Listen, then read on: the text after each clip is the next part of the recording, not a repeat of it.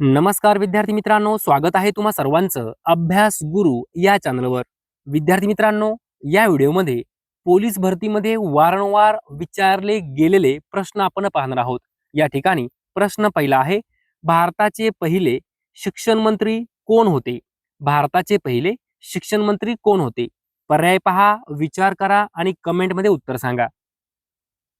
तर विद्यार्थी मित्रांनो, या ठिकाणी योग्य उत्तर आहे मौलाना अबुल कलाम आझाद. लक्षात ठेवा, भारताचे पहिले शिक्षण मंत्री मौलाना अबुल कलाम आझाद.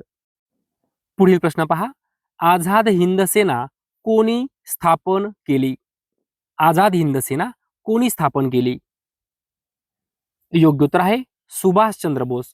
लक्षात ठेवा, आझाद हिंद सेना सुभाषचंद्र बोस यांनी स्थापन केली. 50 वेळापेक्षाही जास्त वेळा हा प्रश्न पोलीस भरतीमध्ये विचारला गेलेला आहे.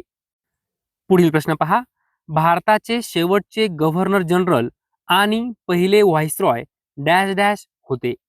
कोण होते? पर्याय पहा, भारताचे शेवटचे गव्हर्नर जनरल आणि पहिले व्हाईसरॉय डॅश डॅश होते. तर या ठिकाणी योग्य उत्तर आहे लॉर्ड कॅनिंग. Lord Canning. पुढील प्रश्न पहा, सधन या शब्दाचा विरुद्धार्थी शब्द ओळखा. सधन या शब्दाचा विरुद्धार्थी शब्द ओळखा. तर या ठिकाणी योग्य उत्तर आहे निर्धन. लक्षात ठेवा, सधन विरुद्ध निर्धन. सधन म्हणजे काय? तर ज्याच्याकडे भरपूर संपत्ती, पैसा किंवा साधन सामग्री आहे असा त्याला आपण काय म्हणतो? सधन. म्हणजेच काय? श्रीमंत माणूस. लक्षात घ्या, जो श्रीमंत आहे त्याला आपण सधन म्हणतो.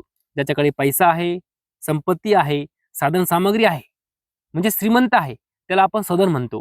आणि निर्धन म्हणजे काय? ज्याच्याकडे पैसा किंवा संपत्ती नाही असा, म्हणजेच काय? गरीब, म्हणजेच काय? दरिद्री असा सुद्धा अर्थ होतो. लक्षात घ्या, सधन याला विरुद्धार्थ शब्द आहे निर्धन. पुढे पहा, वृद्ध या शब्दाचा विरुद्धार्थी शब्द ओळखा. वृद्ध. तर योग्य उत्तर आहे तरुण. वृद्ध या शब्दाचा विरुद्धार्थी शब्द आहे तरुण. पुढे पहा, काँग्रेसच्या मवाळ नेत्यांमध्ये खालीलपैकी कोणाचा समावेश होता? काय विचारलं आहे? मवाळ नेते. विद्यार्थी मित्रांनो, पहिला पर्याय पहा, बाळ गंगाधर टिळक हे जहाल नेते होते. दुसरा पर्याय पहा, लाला लजपतराय हे जहाल नेते होते.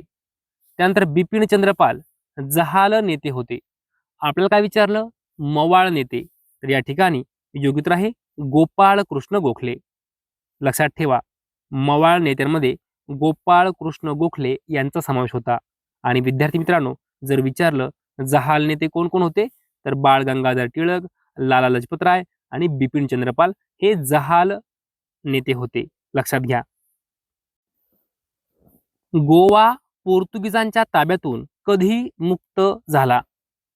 गोवा पोर्तुगीजांच्या ताब्यातून कधी मुक्त झाला? योग्य उत्तर आहे 1961. 1961. चले जाव हे प्रसिद्ध घोषवाक्य कोणत्या आंदोलनाशी संबंधित आहे? चले जाव हे प्रसिद्ध घोषवाक्य कोणत्या आंदोलनाशी संबंधित आहे? योग्य उत्तर आहे भारत छोडो आंदोलन. भारत छोडो आंदोलन. पुढे पहा, इंडियन नॅशनल काँग्रेसचे पहिले अध्यक्ष कोण होते? 100 वेळापेक्षाही जास्त वेळा हा प्रश्न पोलीस भरतीमध्ये, तलाठी भरतीमध्ये विचारला गेला आहे. इंडियन नॅशनल काँग्रेसचे पहिले अध्यक्ष कोण होते? तर या ठिकाणी योग्य उत्तर आहे विमेशचंद्र बॅनर्जी. विमेशचंद्र बॅनर्जी. पुढे पहा, सन 1857 चा उठाव घडून आला लॉर्ड कॅनिंगच्या कारकिर्दीत, पण या उठावाची बरीचशी बीजे कोणाच्या कारकिर्दीत रुजली होती? प्रश्न पहा काय विचारला आहे. सन 1857 चा उठाव हा लॉर्ड कॅनिंगच्या कारकिर्दीत घडून आला, पण या उठावाची बरीचशी बीजे कोणाच्या कारकिर्दीत रुजली होती? तर या ठिकाणी योग्य उत्तर आहे लॉर्ड डलहौसी. Lord Dalhousie. पुढे पहा, साखर भात शब्दाचा समास ओळखा. साखर भात. विद्यार्थी मित्रांनो, साखर भात म्हणजे काय? साखर घालून केलेला भात, साखर घालून केलेला भात, लगेच समजतं मध्यमपद लोपी समास आहे. लक्षात घ्या, साखर भात मध्यमपद लोपी समास. या ठिकाणी ज झाला आहे, स करून घ्या. पुढे पहा, अभ्युदय. अभ्युदय या शब्दाचा समानार्थी शब्द ओळखा.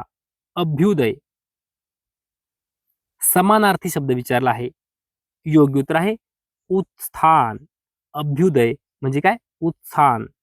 उत्थान. विद्यार्थी मित्रांनो, अभ्युदय म्हणजे काय नेमकं? तर अभ्युदय या शब्दाचा अर्थ असा होतो प्रगती. अभ्युदय म्हणजे काय? प्रगती. त्यानंतर उन्नती, विकास. लक्षात घ्या, अभ्युदय म्हणजे काय? प्रगती, उन्नती, विकास, उत्थान हे सर्व शब्द समानार्थी आहे. पुढे पहा, कस्तुरी मांजर महाराष्ट्रात कोणत्या जिल्ह्यात आढळते?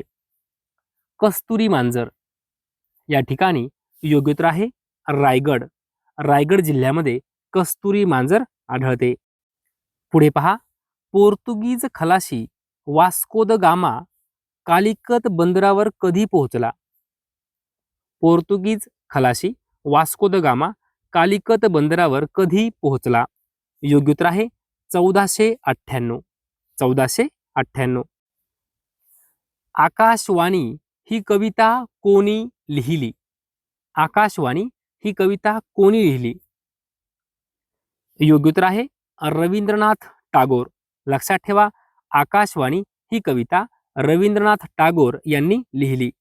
पुढे पहा, पंचायत समितीचे अंदाजपत्रक कोण मंजूर करते?